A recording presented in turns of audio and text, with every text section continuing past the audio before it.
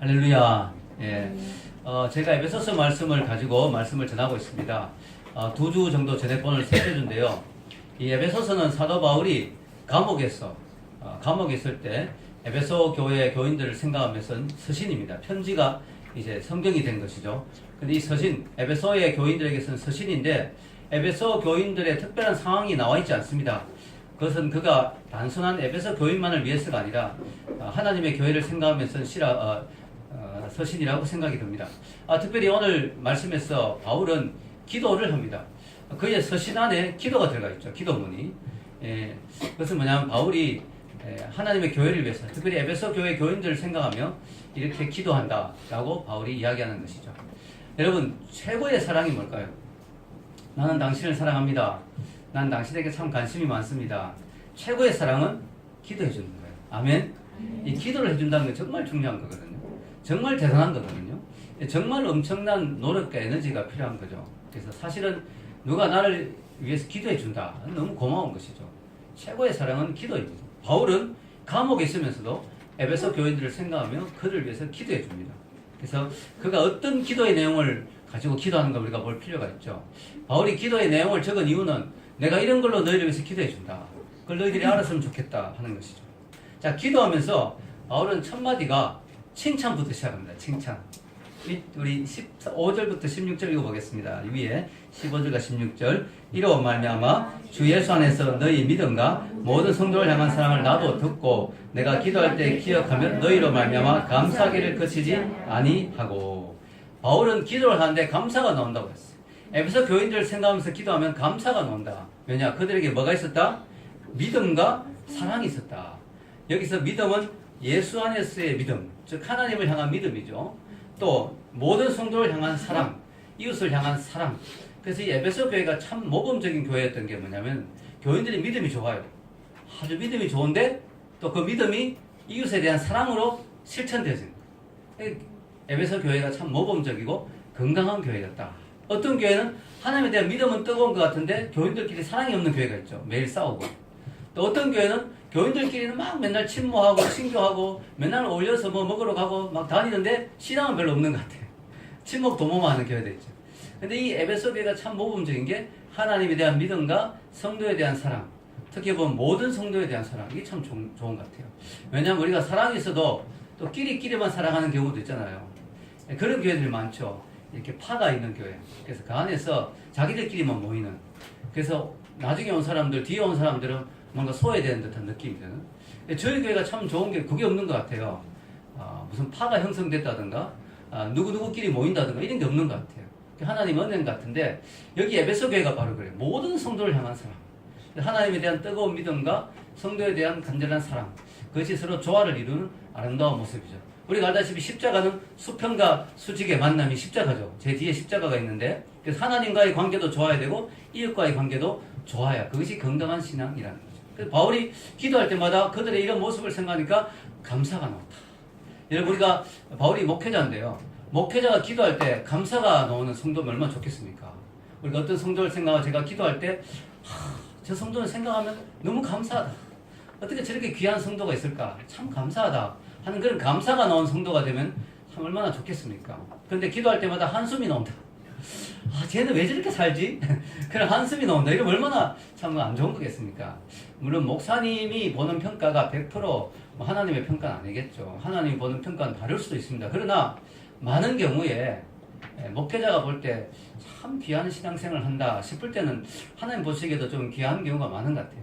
목회자가 보기에 참 저렇게 살면 안 되는데 라는 생각이 드는 성도라면 하나님 보시기에 너무 기뻐하는 성도다라고 하긴 좀 어렵지 않겠습니까? 그래서 100%다 일치하는 건 아니지만 꼭 틀린 것도 아니에요. 그래서 참 목회자가 기도할 때 감사가 나온 성도, 여러분 그런 성도가 돼야 될 줄로 믿습니다. 아멘. 네, 그렇게 돼야 돼요, 여러분.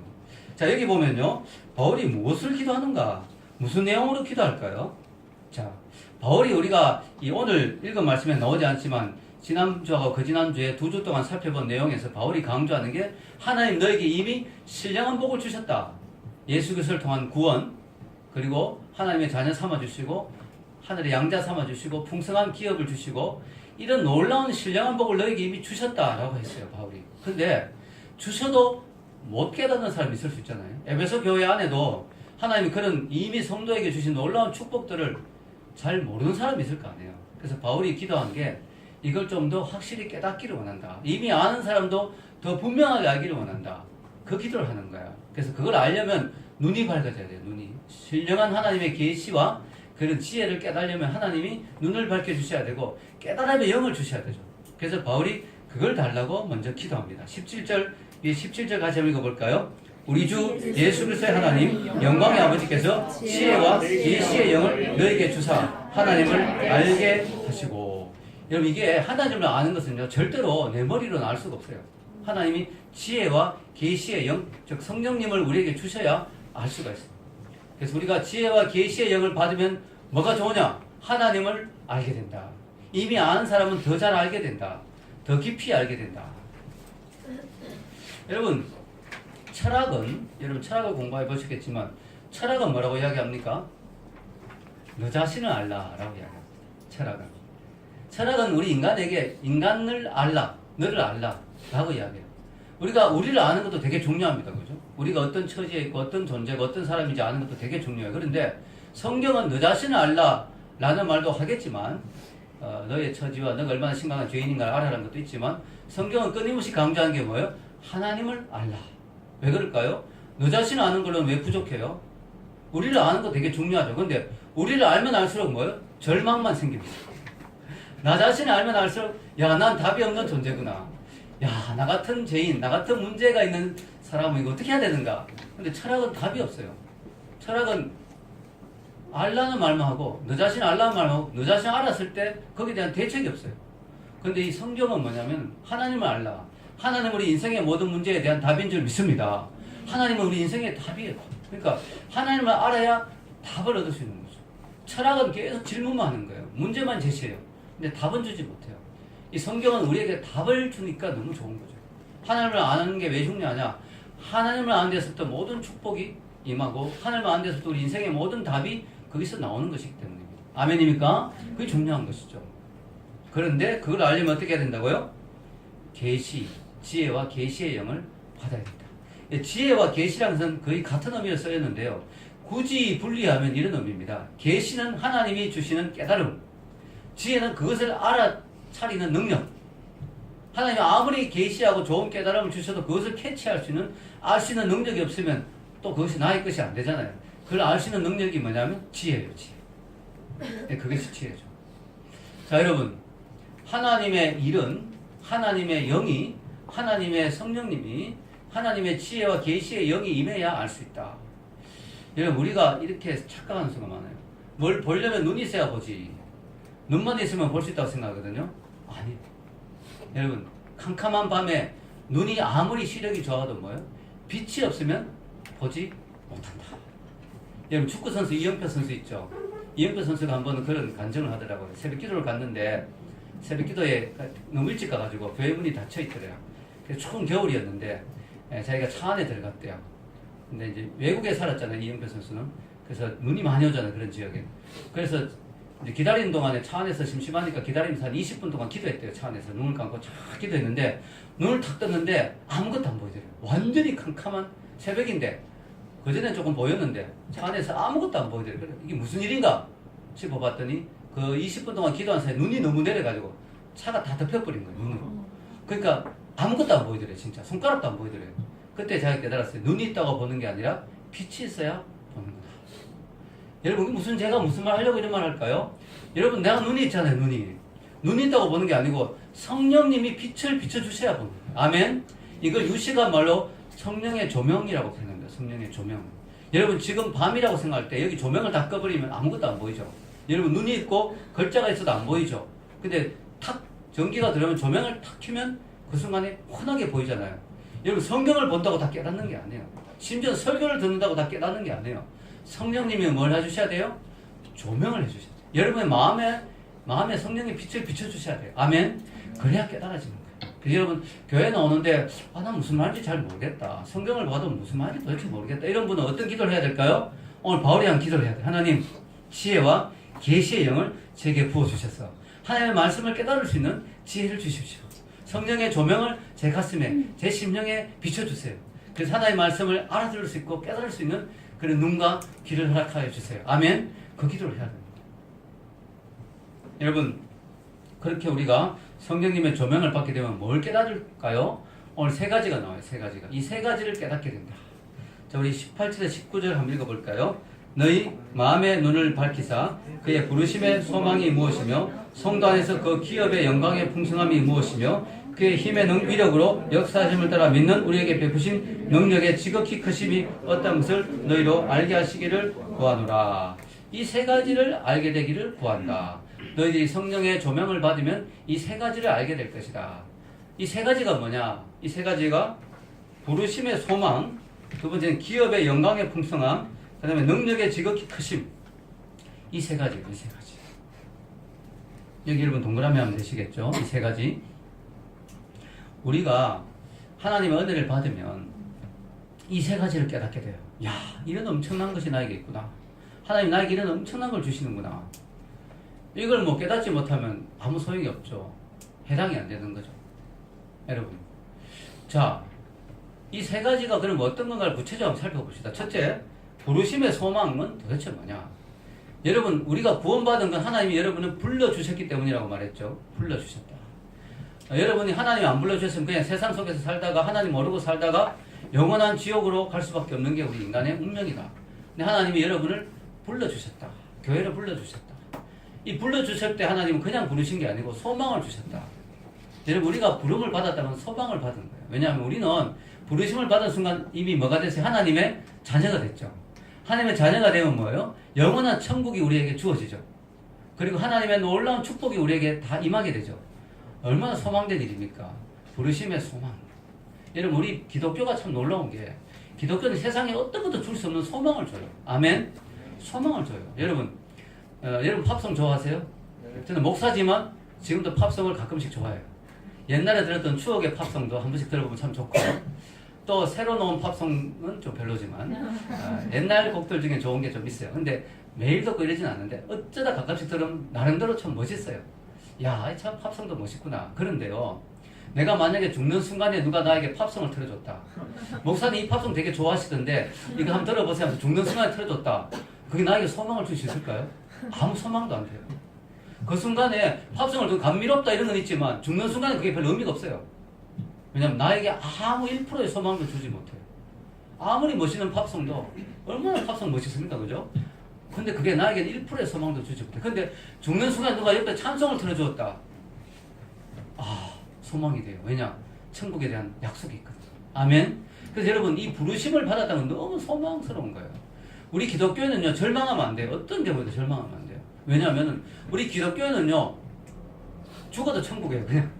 그냥 정말 뭐 어떻게 살다가 어떻게 정말 운이 나빠서, 인간적으로 말해서 운이 나빠서 차에 받쳐 죽다. 그래도 천국이에요. 우리는 뭐 최악의 경우에도 천국이에요. 아멘? 우리는 너무 소망이 넘치는 인생이에요. 그래서 우리가 그걸 잊어버릴 때가 있어요. 야, 내가 얼마나 엄청난 소망 가운데 있는 사람인가. 왜냐면 세상은 힘들거든요. 세상 속에 살다 보면 절망이 들고 힘든 일이 많고 그러다 보면 막 낙심하고 절망하잖아요. 근데 바울이 기도하는 건 뭐냐면 너희가 이 성령의 지혜와 조명과 계시를 다시 한번 충만하게 받았어. 너희에게 이미 주어진 이 소망이 얼마나 큰 건가 하는 걸 너희들이 알기를 원한다. 아멘? 엄청난 소망을 우리가 받은 사람이라는 거죠. 두 번째는 기업의 영광의 풍성함에 대해 알게 되기를 원한다. 자, 여러분, 우리가 하나님께 받은 것이 있는데 그게 기업이에요. 기업. 여러분, 이게 마치 뭐와 같으냐면 유산을 받는 것 비슷해요. 유산. 여러분, 어떤 자녀가 있는데 그 자녀가 좀 돈도 없고 여러 가지 좀 어려움이 있어요. 뭐 빚도 져 있고. 근데 그 아버지가 100억대 부자예요. 자산가 100억대. 근데 그 자녀에게 소망이 있어요? 없어요? 있어요. 그 아버님이 이제 곧 돌아가실 것 같아요. 분위기가. 소망이 있어요? 없어요? 재정적으로 소망이 있죠. 왜냐? 지금은 약간 힘들지만 재정이 마이너스 통장이다. 그렇지만 만약에 우리 아버지가 돌아가시게 되면 100억대 재산을 외아들 내가 받는다. 소망이 있어요? 없어요? 그 사람은? 소망이 있는 거죠.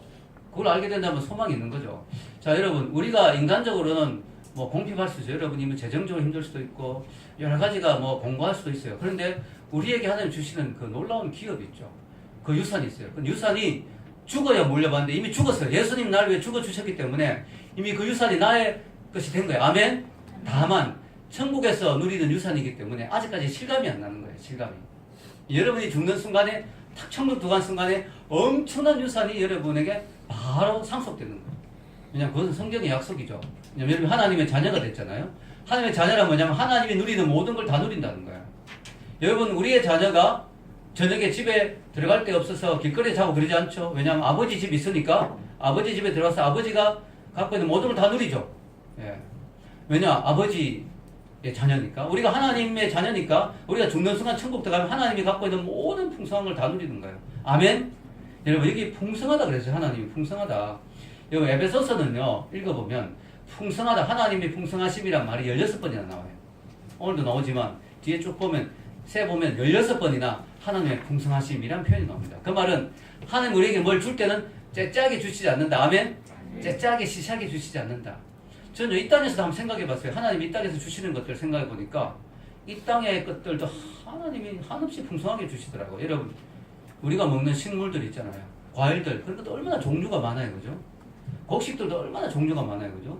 이 세상에 동물이나 식물도 종류가 얼마나 많습니까? 바닷속에 물고기도 얼마나 종류가 많아요.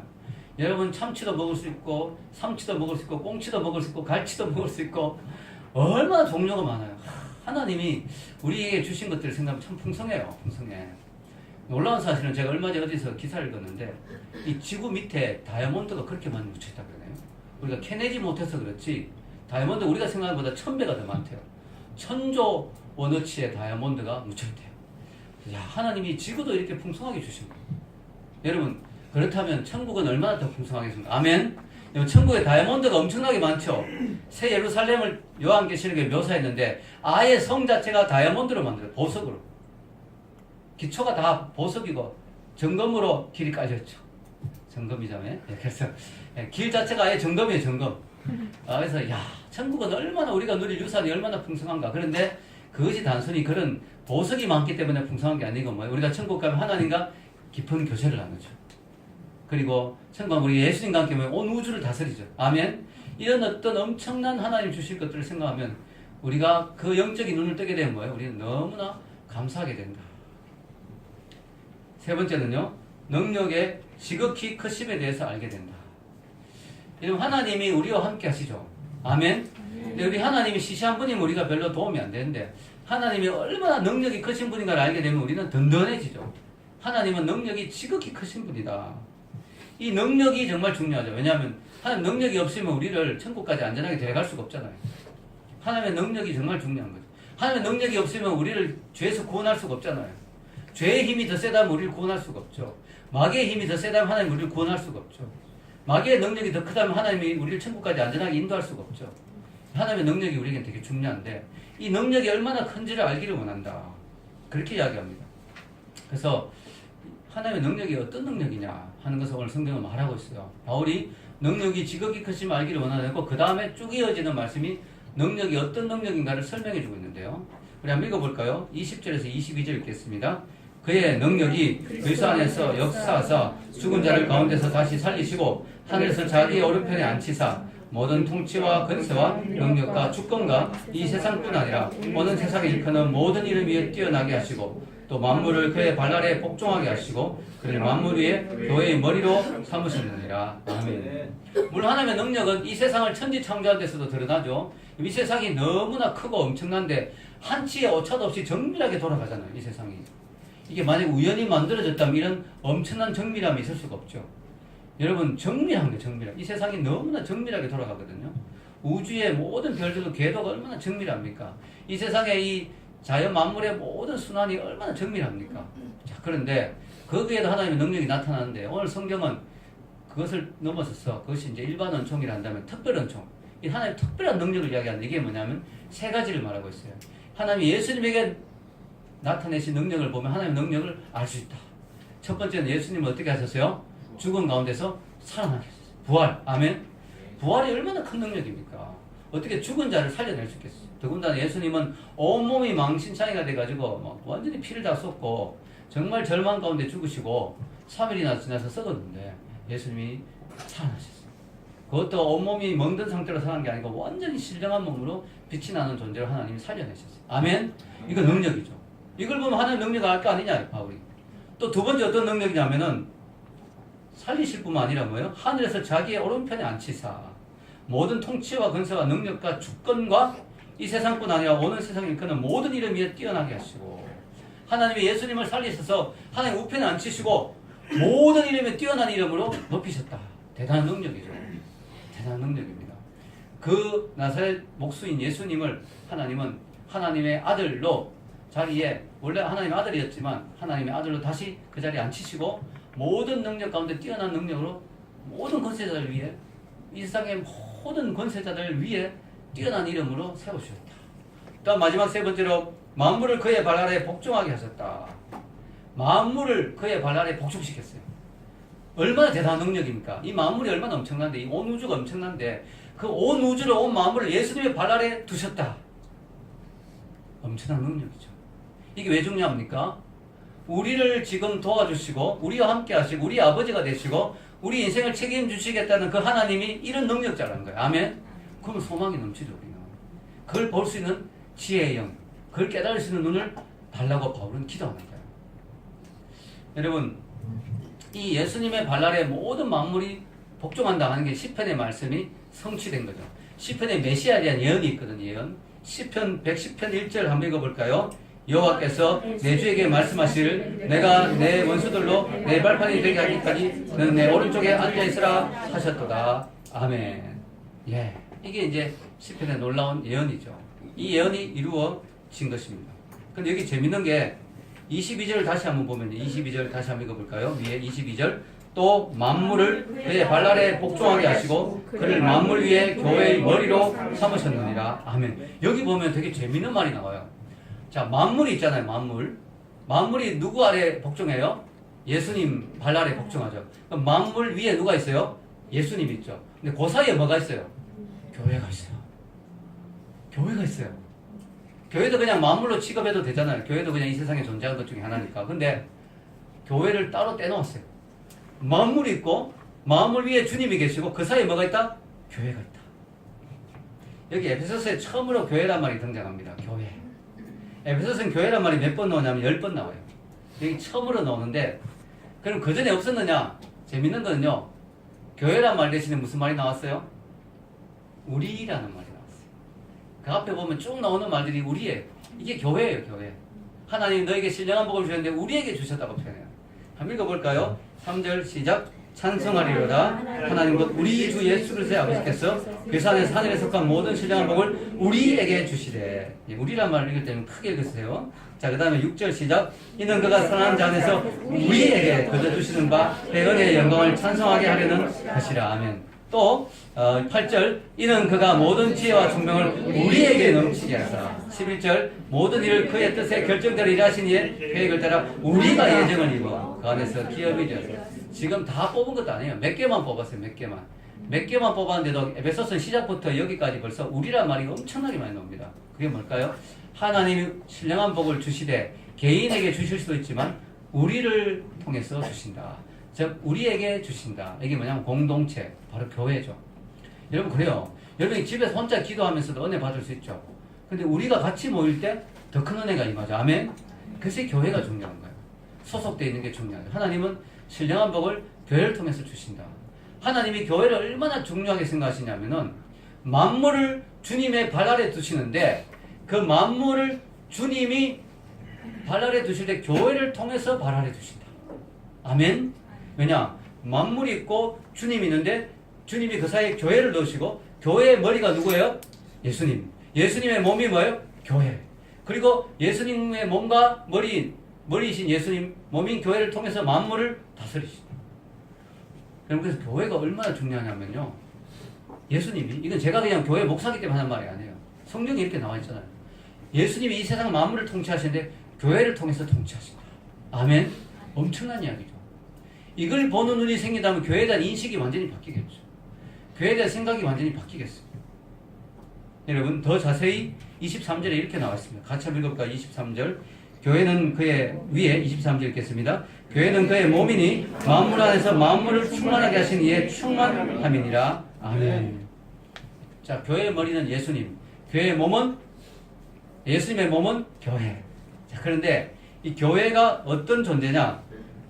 예수님의 몸이고 만물 안에서 만물을 충만하게 하신 이의 충만함이니라. 만물 안에서 만물을 충만하신 이가 누구예요? 예수님이죠, 예수님. 예수님은 만물 안에 거하시면서 만물을 충만하게 하시는 분인데 그분이 뭐예요? 교회도 충만하게 하신다. 교회는 그분의 충만합니다. 그래서 예수님이 만물 안에 충만하게 있는데 만물 안에 있는 게 아니라 교회 안에도 충만하게 있다. 다른 말로 하면 교회가 만약에 예수님으로 충만하지 않으면 교회가 아니다. 진짜 교회가 아니다. 여러분 우리 교회가 충만하기를 원합니다. 저도 목사인데 우리 교회 재정도 좀 충만했으면 좋겠다. 또 우리 교회 교인들도 충만하게 자리 꽉 채웠으면 좋겠다. 모자라서 방에도 들어갔으면 좋겠다.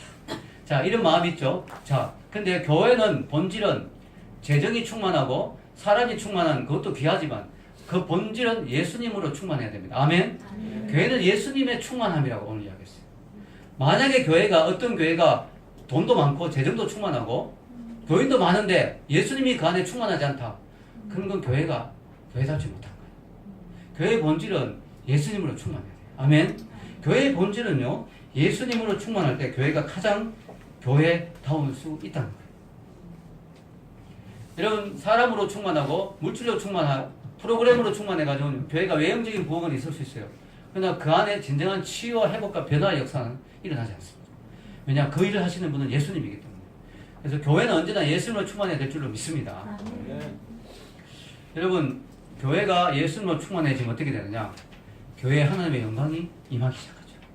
교회에 하나님의 영광이 드러나기 시작합니다. 그때 사람들이 교회를 볼 때 어떻게 돼요? 야, 이 교회란 곳은 왜 이렇게 영광스러울까? 왜 이렇게 은혜로울까?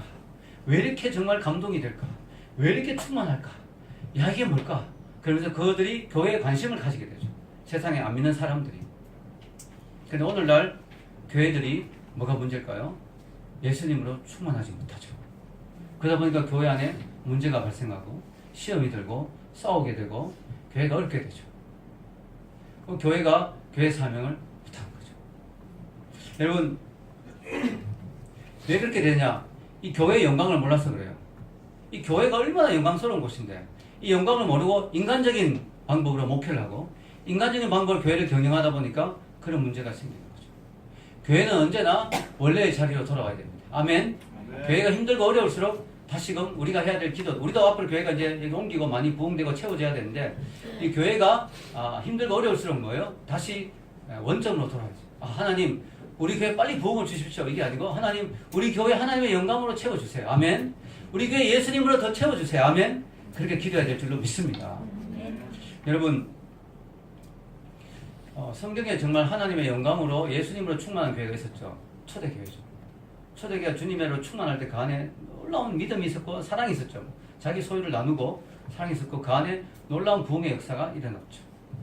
여러분 우리 교회 어떻게 하면 예수님으로 충만할 수 있을까요? 어떻게 해야 될까요? 뭐 더 많이 기도해야 된다 뭐 여러 가지 있겠죠. 근데 원론적인 것들을 하나 이야기하면요. 내가 변화돼요. 아멘. 내가 새로워져야 돼요. 내 하나가 나 자신이 먼저. 왜냐하면 교회는 예수님을 믿는 사람의 모임이 교회잖아요. 건물이 교회가 아니고 예수님을 믿는 사람의 모임이 교회이기 때문에 나 한 사람 한 사람이 예수님으로 충만해질 때 이 교회가 예수님으로 충만해진 줄 믿습니다. 그래서 내가 변화돼야 돼요. 내가 교회이기 때문에. 제가 강화도에 연합회 집회를 요청받았어요. 몇 년 전에 갔는데 차를 타고 쭉 가다가 보니까 교회가 하나 눈에 띄죠. 목사 눈엔 교회가 잘 눈에 띕니다. 목사가 관심 있는 게 교회이기 때문에 눈에 딱 교회가 들어오는데 교회 이름이 뭐예요? 내가 교회. 야, 너무 성경적이다. 내가 바로 교회다. 물어보니까 이 동네 이름이 내가라 그러더라고요. 동네 이름이 내가야. 그래서 내가 교회. 야, 그렇지만 너무 신학적으로 좋은 이름이다. 내가 교회라는 게 내가. 그래서 내 한 사람이 먼저 예수님을 충만해질 때 이 교회가 예수님을 충만해질 줄 믿습니다. 여러분, 우리 교회가 만약에 정말로 예수님으로 충만한 사람들이 모여서 우리 교회가 예수님으로 충만해지면 어떻게 될까요? 어떤 일이 일어날까요? 세상을 가슴 뛰게 하는 교회가 되는 거예요. 아멘. 세상을 가슴 뛰게 만드는 교회. 생각만 해도 얼마나 멋있습니까? 세상 사람들이 볼 때, 이야, 저 교회를 보면 너무 감동이 된다. 세상을 가슴 뛰게 하는 교회. 세상을 구원하는 교회가 될 줄로 믿습니다. 그래서 우리 별빛교회가 그런 교회가 되기를 바랍니다. 이 세상에 하나님의 영광을 드러내고 세상에 소망을 주는 그런 교회가 되기를 소원합니다. 여러분, PT 포사이드라는 분이 이런 말을 했어요. 적어 놓았는데요. 지역교회는 우주적 교회가 노출된 것이다. 너무 멋있는 말이죠. 우리 교회도 지역교회들 이 지역에 있으니까 로컬 철치, 이 지역교회, 때로는 지역교회가 좀 초라해 보이기도 하고 조금 약해 보이기도 하고 하지만 엄밀히 말해서 지역교회는 우주적 교회가 노출된 거다. 우주적 교회는 뭐예요? 예수님이 정말 주인 되시는 교회, 바로 보이지 않는 교회, 언젠가 천국에서 하나 되는 그 엄청난 교회, 그 교회가 이 땅에 잠깐 노출되어 있는 것이 지역교회다. 그래서 지역교회가 온전히 주님의 뜻대로 우리가 나가게 되면 예수님의 영광이 우리를 통해서 노출될까요? 안 될까요? 노출되죠. 되게 돼 있죠. 실제로 우리 교회는 키우고 계속 내보내는 교회다 보니까 또 자리가 꽉 차지는 못했지만, 그러나 우리 교회를 통해서 변화된 사람이 많죠. 왜냐하면 우리 교회를 통해서 하나님의 영광에 노출되어서 그것을 경험한 사람들이 있기 때문에 회복되고 치유되고 변화된 역사가 일어나는 거죠. 여러분, 우리 교회가 이런 교회가 되면 얼마나 좋겠습니까? 예수 그리스도의 우주적 교회의 대리자가 되어서 그 하나님의 예수님의 충만함이 드러나는 교회. 그렇게 되면 하나님의 놀라운 역사가 우리 교회를 통해 일어날 줄로 믿습니다. 오늘날 우리 그리스도인들은 안타깝게도 패배적인 삶을 사는 그리스도인들이 많습니다. 세상 속에서 치이면서 세상 속에서 자신감이 없이 위축된 삶을 사는 그리스도인들이 참 많습니다. 왜냐하면 삶이 힘들기 때문에, 직장 생활이 힘들고 삶이 힘들기 때문에, 또 기독교인이라고 하면 조롱당하고 핍박당할 수도 있습니다. 근데 만약에 우리 앞으로 얼마나 영광된 삶이 펼쳐진가를 생각할 때 우리는 이 패배의식에서 벗어날 수 있는 줄로 믿습니다. 여러분, 때로는 참 교회가 이렇게 초라해 보일 때가 있어요. 개척교회들 정말 지하에 있는 교회들도 있고요. 교회가 저래, 저게 참 교회냐, 참 교회란 것이 너무 비참하다라는 생각이 들 수도 있어요. 그러나 정말 우리가 앞으로 영적으로 정말 주님 안에서 누릴 그 교회가 이단이 아니라면, 정말 교회가 누릴 앞으로의 주님의 영광을 생각하면 우리는 정말 자신감을 가질 수 있어요. 정말 하나님이 우리 교회를 통해서, 우리 믿는 사람의 삶을 통해서 우리 앞으로 미래의 축복을 볼 때 하나님이 얼마나 엄청난 것들을 준비해 놓았던가 생각할 때 우리는 다시금 힘을 얻을 수 있는 줄 믿습니다. 이걸 하기 위해서는 영안이 밝아져야 되죠. 영적인 눈이 밝아져요. 영적인 눈이. 오늘 바울이 너희들의 눈을 밝혀주기를 원한다. 영적인 눈을 밝혀야 돼요. 그럼 우리에게 임한 하나님의 능력을 알게 되고, 우리에게 주어진 하나님의 기업을 알게 되고, 우리에게 주어진 하나님의 소망을 알게 될 줄로 믿습니다. 원래 인간은 하나님으로부터 시험을 받았을 때 엄청난 고난을 부여받았어요. 여러분, 창세기를 보면 아담이 처음에 창조되었을 때 하나님이 아담에게 이 세상의 모든 걸 다스릴 수 있는 전권을 줬어요. 전권. 하나님의 대리자로서 이 세상의 모든 동물을 다스리고 이 세상을 정복하고 다스릴 수 있는 통치권을 아담에게 주었는데, 아담이 선악과를 따먹고 죄를 지음으로 말미암아 이 세상의 영광, 그 통치권, 권세가 누구에게 넘어갔어요? 사탄에게 넘어갔어요. 그 사탄이 자신있게 이야기해. 예수님 유혹할 때 여기 것들은 나에게 넘어온 것이다. 그 영광을 이제 너에게 주겠다. 예수님에게 딜합니다. 너 나에게 엎드려 절하기만 하면 이 세상의 영광을 너에게 주겠다. 이거는 원래 인간들이 누렸던 거지만 나에게 넘어온 거다. 이걸 내가 너에게 주겠다고 유혹하죠. 지금 이 세상의 영광, 이 세상의 권세가 사탄에게 잠시 넘어가 있어요.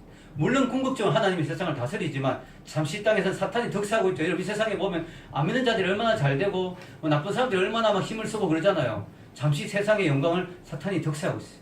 그러나 궁극적으로 어떤 일이 일어날 것이냐, 바로 오늘 성경 말씀이 예수 그리스도 안에서 모든 것이 통일되어지고 모든 만물이 굴복하게 된다. 그 말은 뭐냐면 사탄에게 빼앗겼던 모든 통치권이 주님 안에서 다시 회복되고, 아멘.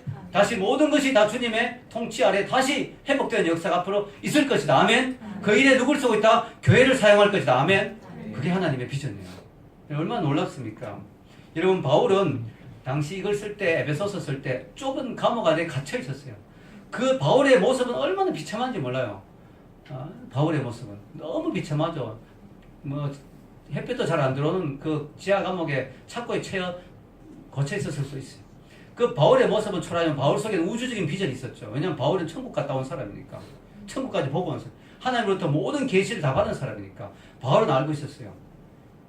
바울 자신도. 또 바울이 지금 편지를 쓰는 에베소 교회도, 그리고 이 편지를 읽어보는 전 세계 모든 교회들도 앞으로 엄청난, 얼마나 놀라운 하나님의 비전을 가지고 있는지를 바울은 알고 있었죠. 우리의 비전을 좀 확대할 필요가 있어요. 우리의 비전이 너무 좁죠. 우리의 비전은 뭐예요? 어떻게 하면 잘 먹고 잘 살까?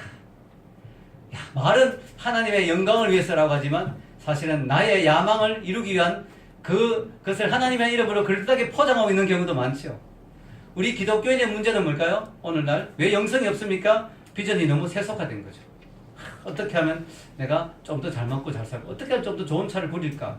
이것만이 우리 인생의 비전이라면 우리는 정말 오늘 너무 큰 비전을 놓치고 있는 거죠.